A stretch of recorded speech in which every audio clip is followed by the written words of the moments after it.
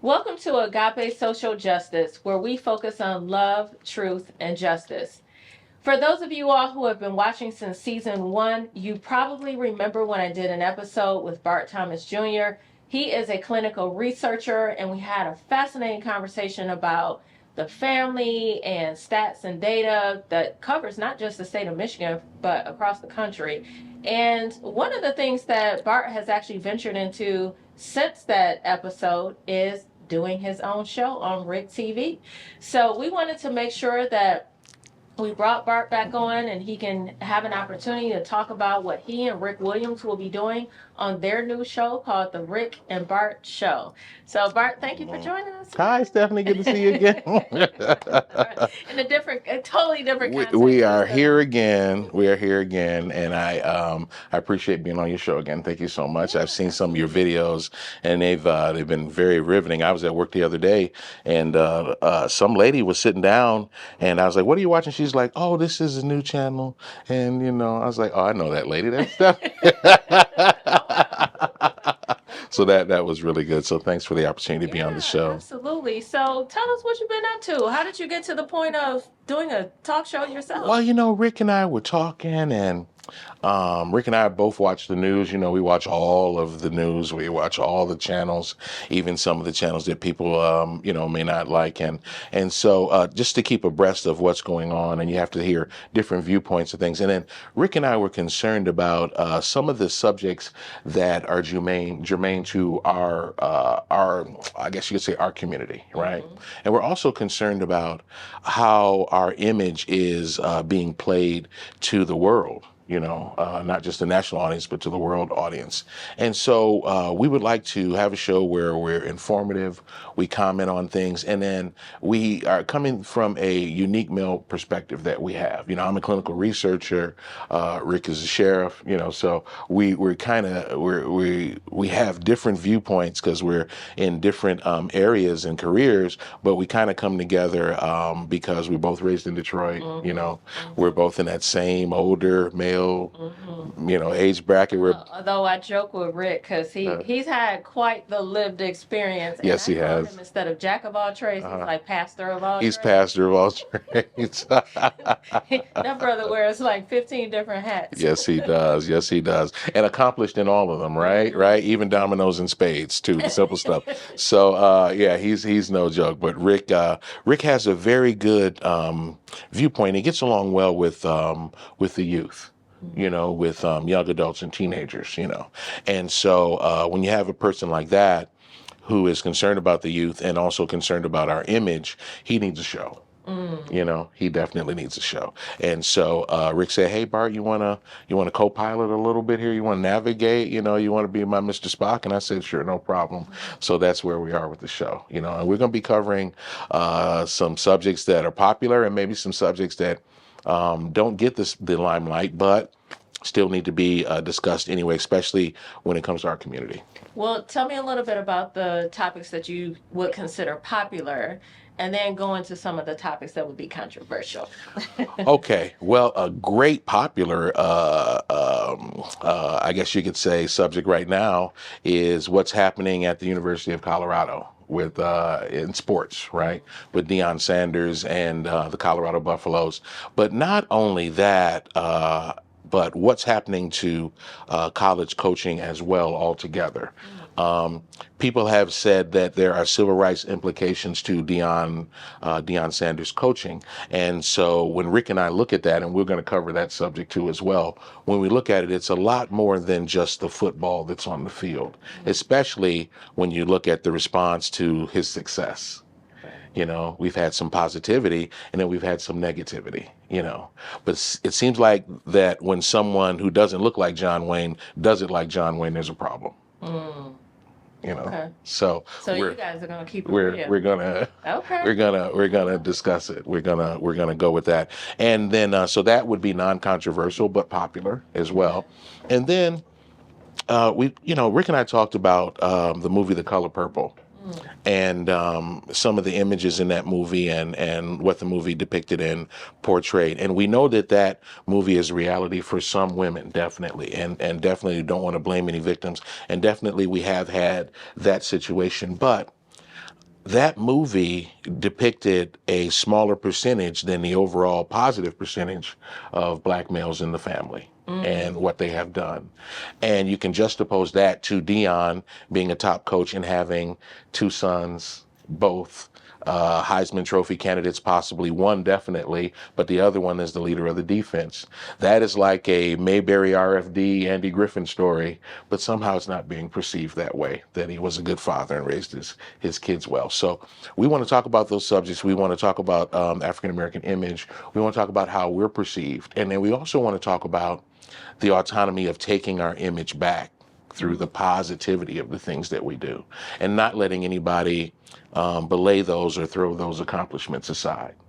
I love it, and it's interesting that you all are talking about this because I just read something recently, and I've had this conversation with Walter too. I kind of feel like there is an anti-black male movement right now, and that people have kind of picked up on that, and so there's more of an effort to show more positive images. At least there's a couple guys, Teferi Brent, Daryl Wood Sr. Sure. There are guys I'm connected to on social media. We do activism work together, and they've kind of picked up that mantle too to say, hey, wait a minute, like there are brothers out here who are doing good work and contributing to society. And so I'm glad you all are going to keep it real and talk about that. Oh yeah. You know what? Have you seen the not a trailer, but the short documentary that Kirk Franklin put out? I almost texted to you. Oh yes. That Yes. is powerful. I stayed up and checked that out. Yeah, Powerful. that is full of wow, that's the whole story. That's the whole story. And he did not hold back at all. He didn't. Did not hold back at all. I mean, that's You a know. level of vulnerability that you rarely see, but especially rarely see with black men. I appreciate him being as vulnerable and as truthful and as open, right? Because there is a catharticism in his ability, as high as he is, right? The highest range of entertainment, gospel music, and has the moral factor too, because he's in a genre that's supposed to be uplifting, right? It's nothing sexual about what he's doing, nothing that anybody could say, okay, that's amoral. But behind the scenes, he was dealing with a lot of amorality that he had to deal with. And him confessing that in his humanity is really what heals everybody, that he could still do it and still confess his demons and overcome his demons, Right. which is really special. I got a lot of hope from him and Dion. I really do, from brothers who are successful, even though they've gone through some things, and it's also a good message for the youth to keep going. Don't quit. That's It really is an anti-suicidal message underneath if you really think about it. Wow, that's powerful what you just said there. I actually feel like I learned something when I watched it because I've seen Kirk Franklin here in Metro Detroit when he's come in town, and I've been a critic. I've been judgmental, right? And what I heard him say, I mean, seriously, I'm just being real. Got you. I get you.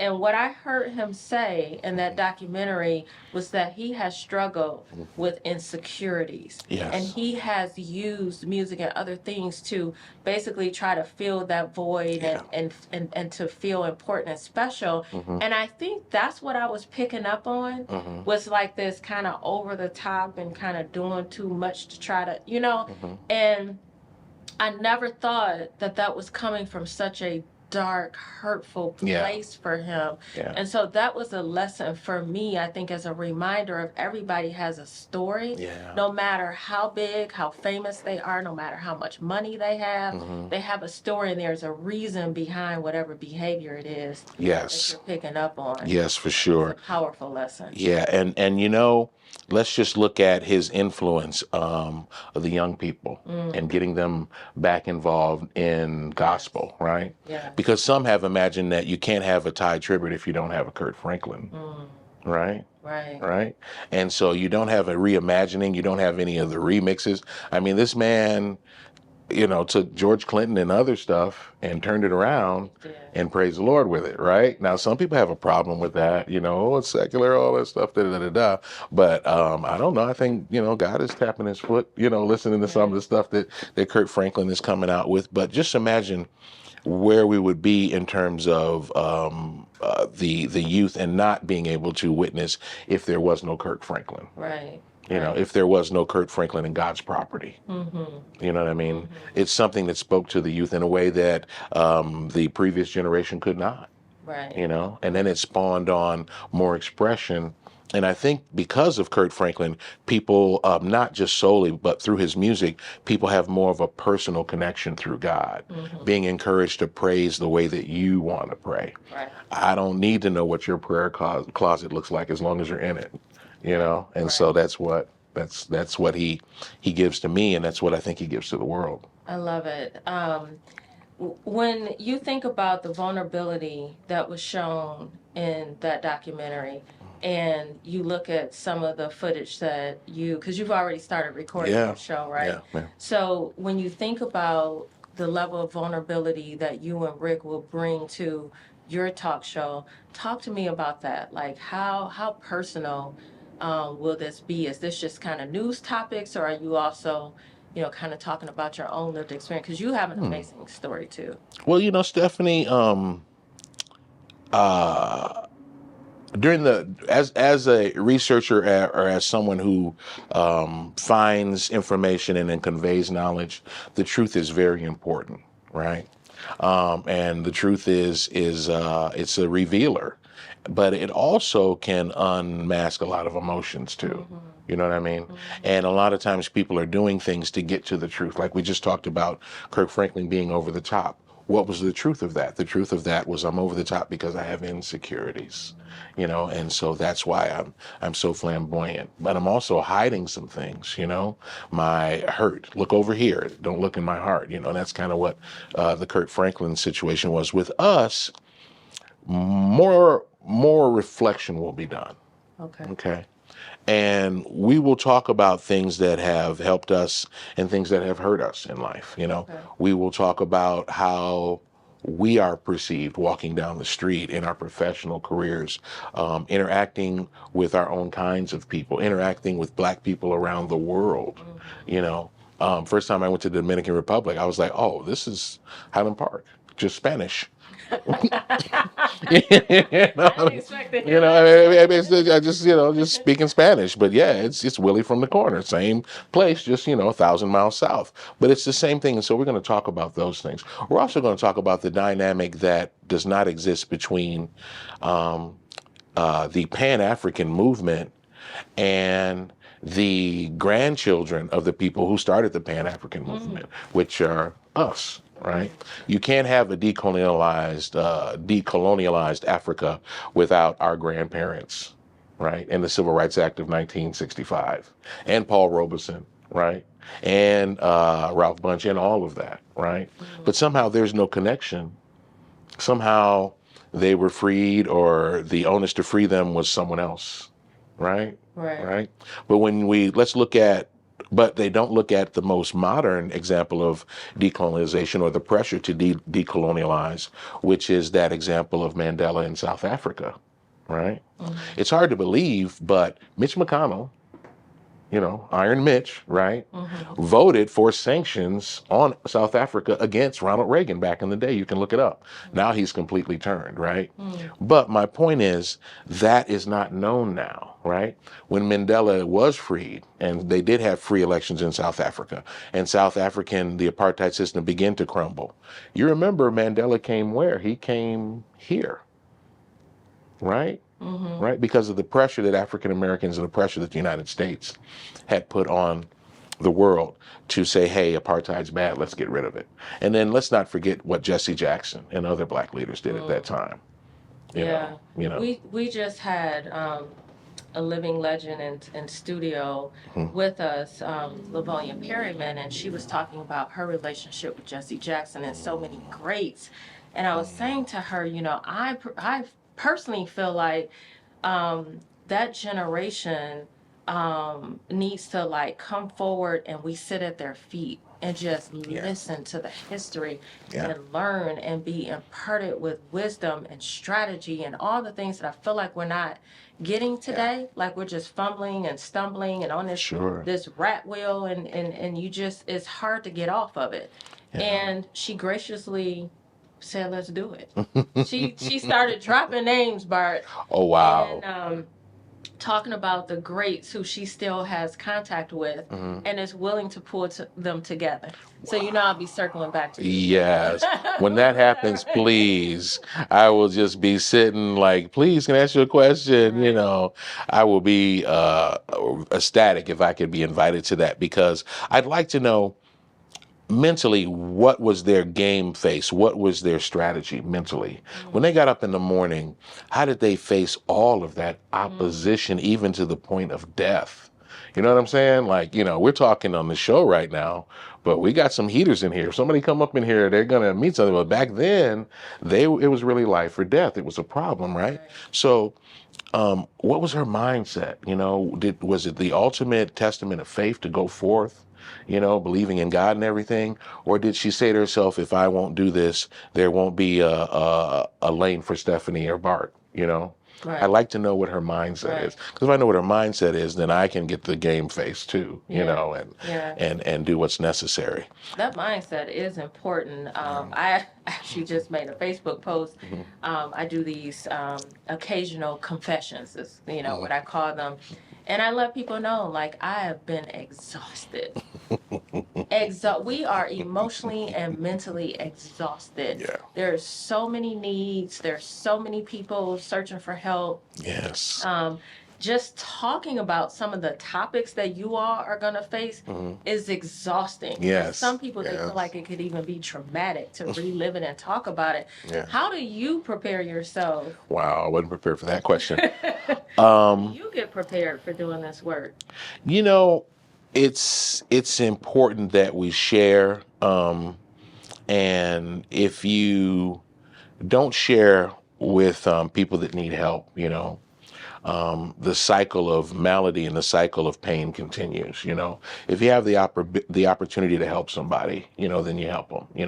I was at McDonald's, and don't, it's not don't eat McDonald's. I guess I don't. It's not a public service message, but anyway, I just wanted to say, you might have to cut that out. I was at some place eating and picked up my order, and there was a guy begging outside, and it was an older guy, and he had a sign that said Vietnam veteran. And I thought to myself, well, wow, like, what, how can you serve a country so great and be begging? You know what I mean? Like, he was willing to take bullets that I'm not willing to take right now. And how is that possible? You know what I mean? That this man has to come to me. He fought for my freedoms, and I am not going to give him a burger, So I told him, just 1 second. I went outside, bought him a whole meal and whatnot. I didn't give him any money, but I bought him a whole meal. He didn't ask for any money. And he went off. He said, thank you, sir. And he went off and ate. I wanted to do more, but I couldn't afford to do more. But my mindset is that if you can help somebody, because I've needed help before. Right. I may have a viewpoint that is, some people will call it very stern, or a black nationalist patriotic viewpoint. That might give some pause. But I can honestly say, as many white people have helped me in my life as black people. You know what I mean? So because I'm direct and I have an identity, it does not mean I'm prejudiced at all, right? It does not mean that, I'm not looking for the best candidate at work, whether they're white or black or whatever, because I've been given a duty to do the research and do it to the best of my ability. So if I try and funnel it in a different way other than a merit-based system, I'm becoming part of the problem that we're trying to tear down, right? So I like to get to the truth. I like to keep my mind set that we're here to help. We're not here to hurt, and we're here to discuss things that don't get discussed. They really don't get discussed. Like, we have people that know all the Kardashians, their name, their birthday and stuff like that. That's fine. But, you could start your own business with that same. If you have that same desire, you can start your own business and be a Kardashian. If that's, please don't. But if that's what you want it to be, nothing against them. But if that's what you want to be, then fine. My point is, we're consuming so much media, how much of it is helping us? Mm. Not just the emotional help, but concrete help. What your show is doing, people listening to it, becoming uplifted, learning different subjects and topics. Another thing we're going to do on the show is we're also going to talk about what community resources are out there to help people. Oh, that's really Yeah, because Rick definitely has a nonprofit viewpoint on life. I have a philanthropic viewpoint in life, and so we would like to help people as much as possible. We don't want to challenge any billionaires or nothing like that, but it's kind of weird to watch people who have all the money in the world who could solve problems don't. You know what I mean? So because they don't do it, are we supposed to stop and not do it? We have to do the best that we can too. right. Amen to that. I feel like one of the things that I'm going to tackle this season is controversial. And going a little bit deeper into, and I think you and Margaret and a number of people have come on and have talked about family values and the state of Black America and those sorts of things. And I've been wanting for a while now, like if I'm honest, I've been wanting to talk about the Willie Lynch letter. And so I've already recorded an episode that will air that's kind of a conversation of my crossroads where I am right now with politics and some of those sort of things. But I want to go deeper and actually like have an episode. We're reading the Willie Lynch letter. We're having discussions about it. Here's why it's controversial.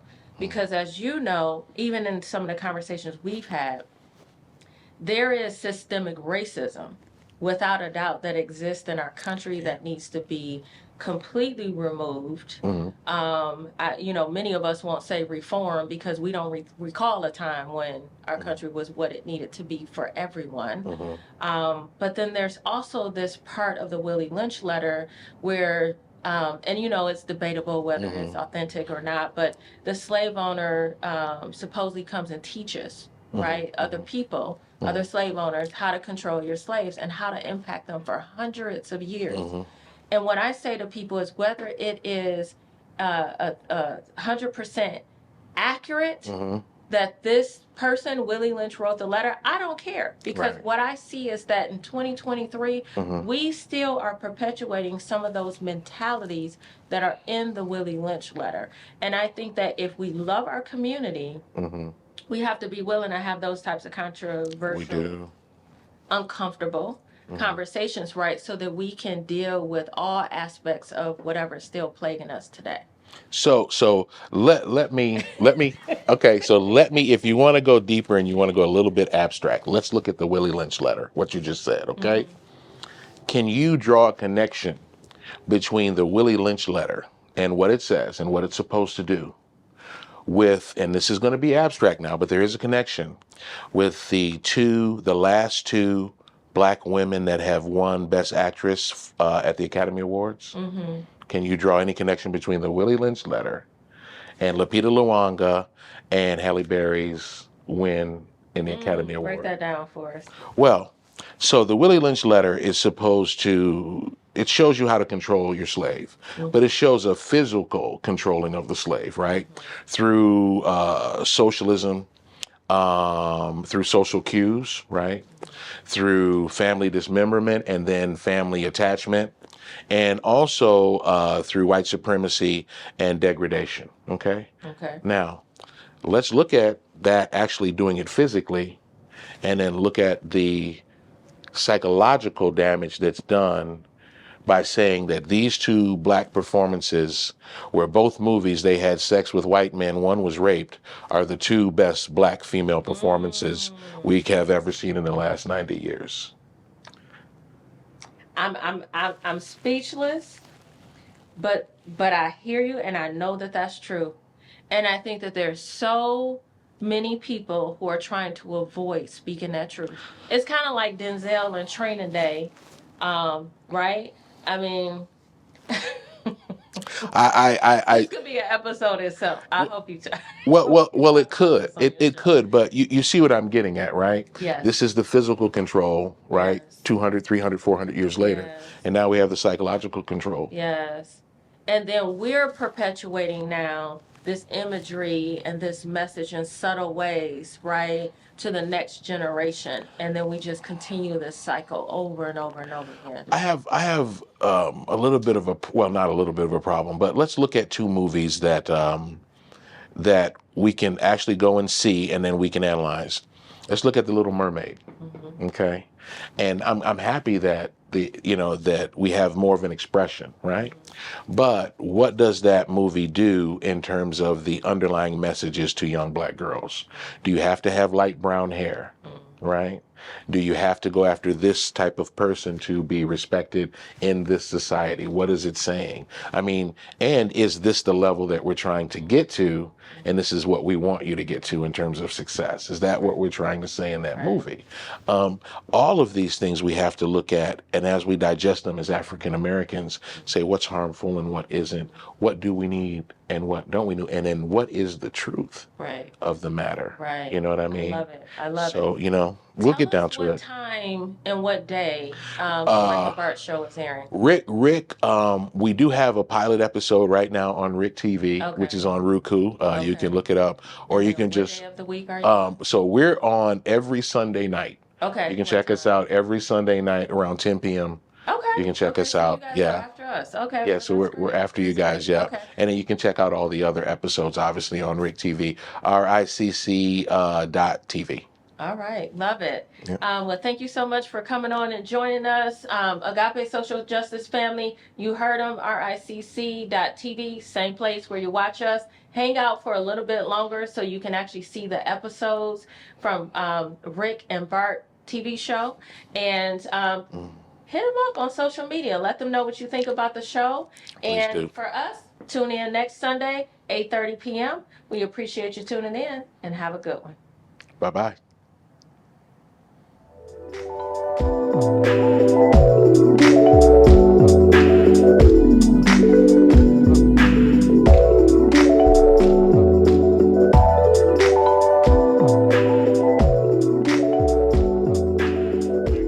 Hello, welcome to the Rick and Bart Show. I'm Rick Williams. Bart Thomas. And we are here to talk about what's on our mind. What's going on in the world. The things that we face and challenge each and every day. The difference of the things that have changed over the years. What do you think, Bart? Well, Rick, we have a viewpoint that's rarely shared. Because we're rare gentlemen, of course, raised to be. So thanks, Mom. Thanks, Dad. Thanks, family. Right. So we appreciate it. And we come from the D, so you're going to get some raw realness. I mean, there's a fist in the middle of our city, so we don't know any other way to come. And we're going to be respectful as well.